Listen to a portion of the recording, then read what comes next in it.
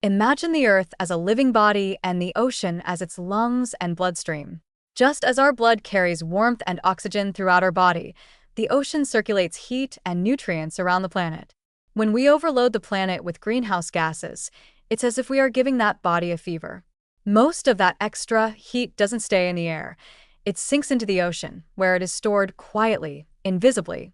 The sea becomes a giant heat battery, soaking up more than 90% of the energy trapped by human pollution.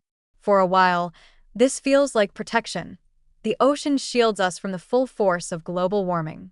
But like a person running a high fever, there comes a point when the system can no longer absorb the stress.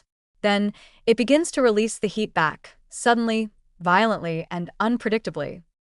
This heat release is what drives many of the strange weather patterns we see today. When the ocean burps out its stored warmth, air temperatures spike, humidity rises, and the planet's natural balance tips. It's like a patient whose fever suddenly breaks into a dangerous heat wave. These events don't just make the air uncomfortable, they make it dangerous. People faint on buses, crops wither in fields, and hospital emergency rooms fill with cases of dehydration and heart failure. The human body is only safe within a narrow temperature range, and once that is exceeded, organs begin to shut down. In this way, the ocean's heat translates directly into human suffering. To make this easier to visualize, think of 3 simple circles in a flowchart, like a loop that keeps feeding itself. The first circle is the ocean, where excess heat builds up. The second circle is the atmosphere, which takes that heat and turns it into extreme weather, heat waves, storms, floods. The third circle is human health, where those climate extremes show up as disease, hunger, and exhaustion. The arrows between them go both ways. When the atmosphere warms, the ocean warms more. When the ocean releases its heat, the atmosphere gets hotter again.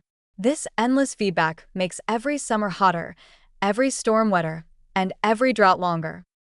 Now, imagine this in the context of daily life. A farmer in Vietnam notices his rice field drying too early.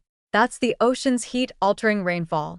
A nurse in Miami treats elderly patients with heat stroke during record-breaking nights. That's the ocean's stored warmth radiating back into the air. A child in Bangladesh gets sick from contaminated floodwater after an unusually strong storm. Again, that storm's energy began in overheated ocean currents. The link between ocean and health may seem indirect, but it is as real as a pulse. Every rise in sea temperature changes the way we breathe, eat, and live. A simple household analogy can make this even clearer. Think of the ocean as a giant pot on the stove. The more we burn fossil fuels, the higher we turn up the flame. The water doesn't boil right away. It warms slowly, silently. But once it reaches a tipping point, it starts to bubble and steam, spilling heat into the air above. Now the kitchen, the atmosphere, gets uncomfortably hot. We open windows, sweat, and try to cool down, but the pot keeps simmering.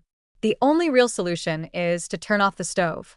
Reducing emissions is like lowering the flame, giving the ocean a chance to cool before it overflows into disaster.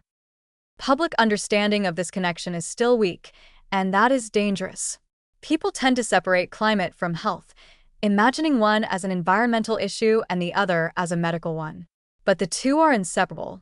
When marine heat waves destroy fisheries, food prices rise and malnutrition spreads. When warm water breeds bacteria, infections increase.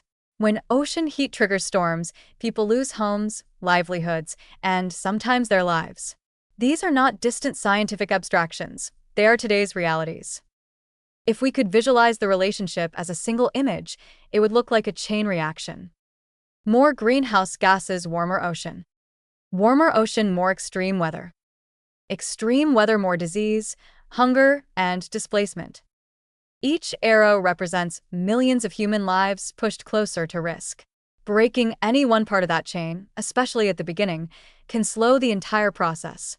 Cutting emissions is like cooling the body before the fever turns fatal. But there's another message we can't ignore. The ocean's buffering power is not infinite. Scientists call it the heat debt, the energy the ocean has already absorbed that will continue to influence the climate for decades. Even if we stopped emitting tomorrow, some warming is already locked in.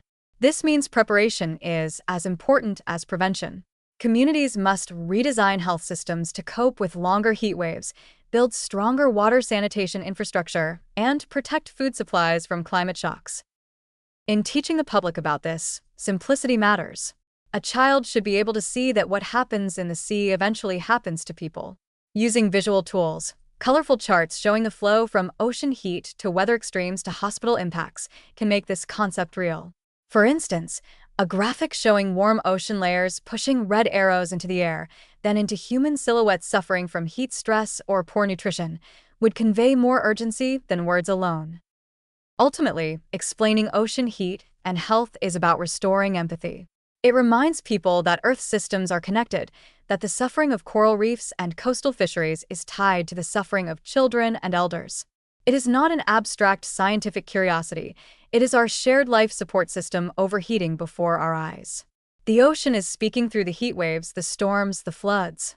If we fail to listen now, the next messages will not come as warnings, but as emergencies written in human illness, hunger, and loss.